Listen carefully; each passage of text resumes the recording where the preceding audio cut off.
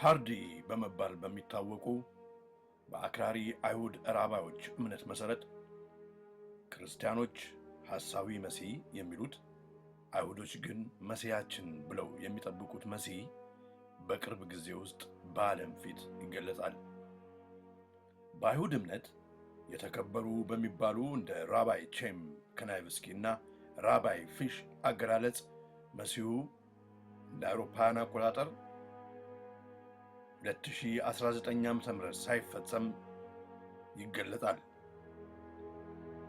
ራባይ ቼም ከናይቭስኪ እና ራባይ ፊሽ ግን መሲሁ በቅርብ እንደሚገለጥና ማን እንደሆነ በራእይ አይተናል ብለው ከዚህ ቀደም ከተናገሩ የአይሁድ ራባዮች የመጀመሪያዎቹ አይደሉም።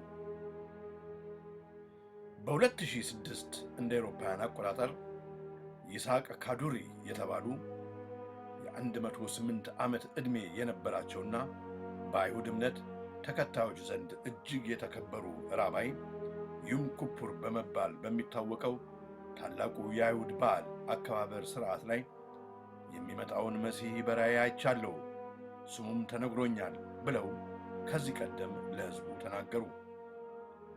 በመላው ዓለም ያለም የአይሁድ እምነት ተከታይ ከኚህ ከሚያከብራቸው ራባይ አንደበት ይህንን ቃል ሲሰማ እጅግ ተደሰተ። በየቦታውም ትልቅ ፌሽታ በዓል እያደረገ ወቅቱን በደስታ አከበረ። ራባይ ካዱሪ በመቀጠልም ይህንን ያዩትን ራእይ እና የመሲሁንም ስም በወረቀት ወይም በደብዳቤ ጽፈው እንደሚያስቀምጡና ደብዳቤውም የሚከፈተው ይህን መልእክት ከተናገሩበት ከአንድ ዓመት በኋላ እንደሚሆንም አስጠንቅቀው ተናገሩ። በተጨማሪም መሲሁ የሚመጣው የእስራኤል የቀድሞ የጦር ጀነራል አሪያል ሻሮን ከሞተ በኋላ እንደሚሆንም አክለው ለሕዝቡ ይፋ አደረጉ።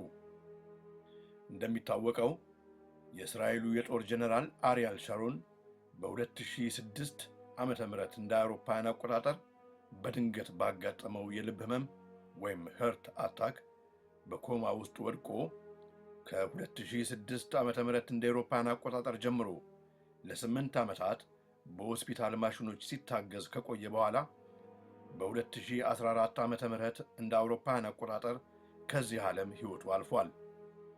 በ2007 ዓመተ ምህረት እንደ አውሮፓውያን አቆጣጠር የመሲሁን ራእይ አይቻለሁ ብለው የተናገሩት ራባይ ካዱሪ እንደሞቱ በትእዛዛቸው መሠረት ራባዩ ደብቀው ያስቀመጡት ደብዳቤ ተከፍቶ እንዲነበብ ተወሰነ። ደብዳቤው ተከፍቶ መልእክቱ ሲነበብ ግን በመላው ዓለም ያለ የአይሁድ እምነት ተከታይ ሊሰማው ቀርቶ ሊያውቀው የማይፈልገው መልእክትን የያዘ ሆኖ ተገኘ። ደብዳቤው የሚለው ከክርስቶስ ሌላ መሲህ የለም፣ ትክክለኛው መሲህ የቀደመው ኢየሱስ ክርስቶስ ነው የሚል ነበር። ይህ ዜና ክርስቶስን ትቶ ሌላ ክርስቶስን በሚጠብቅ እምነት ባለው በመላው ዓለም ባለ የአይሁድ እምነት ተከታዮች ዘንድ መወዛገብንና መደናገጥን ፈጠረ። አንዳንድ የአይሁድ ራባዮችም የራባዩን የራእይ ደብዳቤ እንደወረደ መረዳት የለብንም፣ ምናልባት መተርጎሚያ ቁልፈ ምስጢር ይኖረዋል ብለውም ሕዝቡን ማስተባበል ያዙ።